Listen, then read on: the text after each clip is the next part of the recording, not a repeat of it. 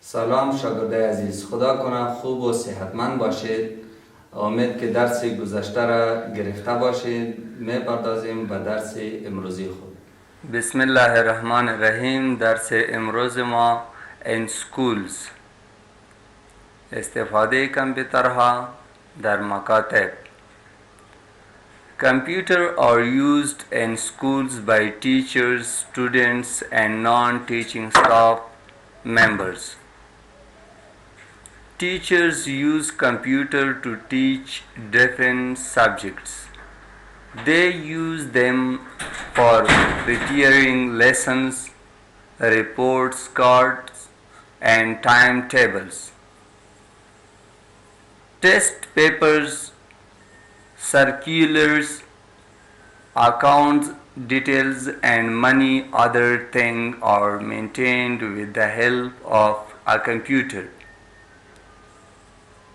Students use computer for preparing projects, learning different subjects and playing educational CD-ROMs. Students also use them for activity like playing games and giving online exam. Children's online education is done primarily through the use of computer and the internet.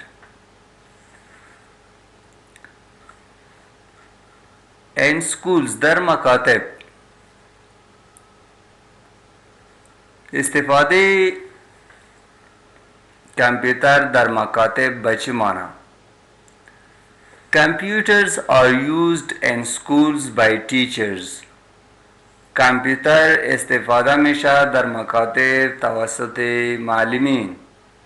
Students شاگردا and non-teaching staff members و با اعضای اداری که تیچینگ یا تدریس نمیکنن. نمبر اول، teachers use computer to teach different subjects. معلمین کامپیوتر استفاده میکنن که تدریس کنن مضامین مختلف را. They use them for preparing lessons, report cards and timetables.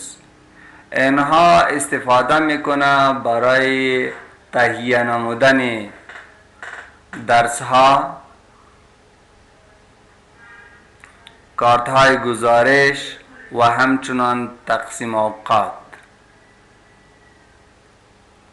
Test papers, circulars, account details and many other things are maintained with the help of a computer. ورق امتحانات و همچنان خط جمعی یا خطی که به شمول چندین نفر باشه و همچنان اکاونت دیتیلز، معلومات یا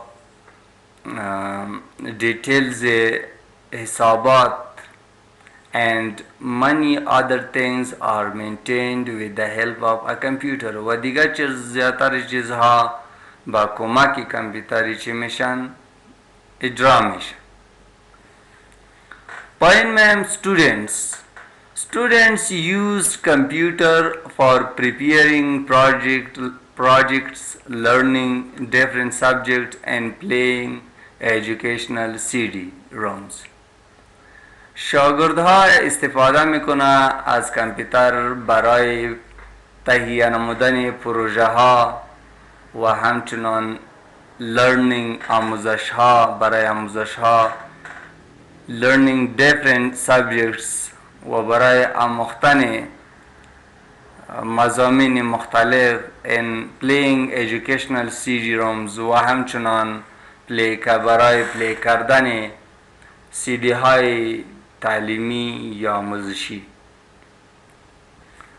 Students also use them for activities like playing games. شاگردها همچنان استفاده میکنند از کامپیوتر برای فعالیت های مانند بازی کردن گیم ها and giving online exams و همچنان برای دادن امتحان آنلاین. Online education is done primarily through the use of computer and the internet. امتحان آنلاین ایژوکیشن تعلیم آنلاین یا تعلیمی که از طریق اینترنت صورت میگیره این توسط یا اجرا میشه صرف با استفاده کامپیوتر و اینترنت.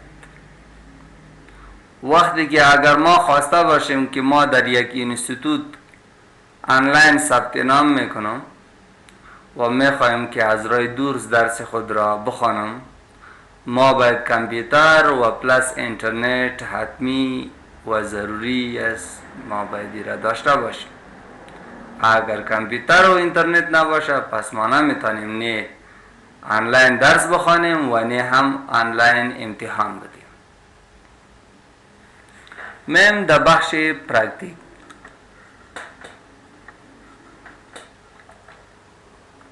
درس ما در دیسپلی سیتینگ است. این اپشن ها را در درس گذشته خوانده.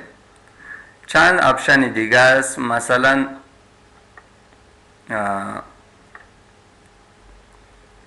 پاور and sleep.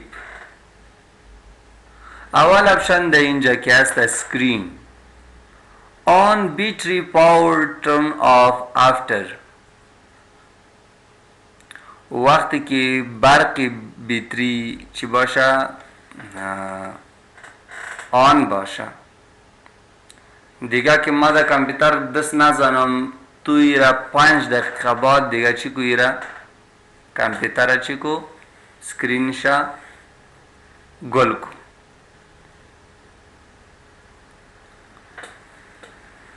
دوم اپشن ماینس when plug in turn off after 10 minutes. وقتی که کامپیوتر ما در برق باشه پس اگر دایی کار نمیشه تو ایرا 10 دقیقه بعد دیگه چی کو ایرا گل کو. پایین مایم سلیپ.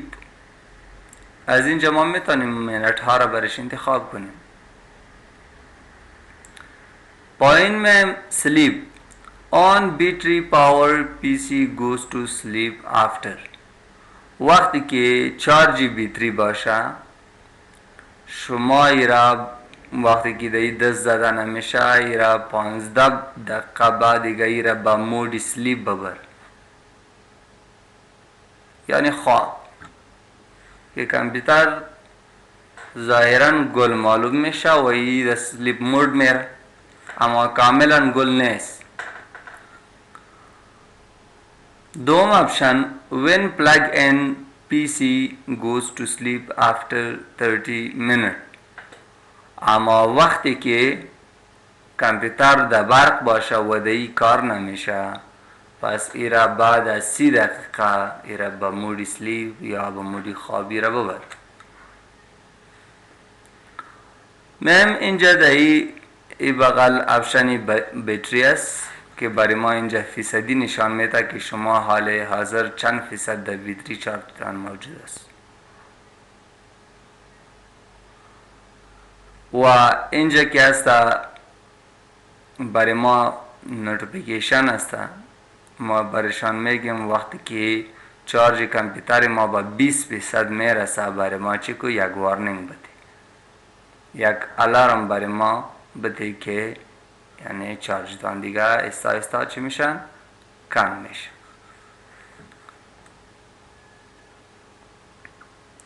دیگه میم در استوریج، اینجا در استوریج که هست تمام درایو های ما که هستن اینجا نمایش داده شده. کدام درایو هایی که ما در کامپیوتر داریم تمام ایرا برای ما چی است به نمایش داده شده و این استوریج میدیا است. به نام استوریج میدیا یاد میشه این ساحه و اینجا مو درایو های هستن که ما او را استفاده میکنیم برای نگهداری دیتای خود.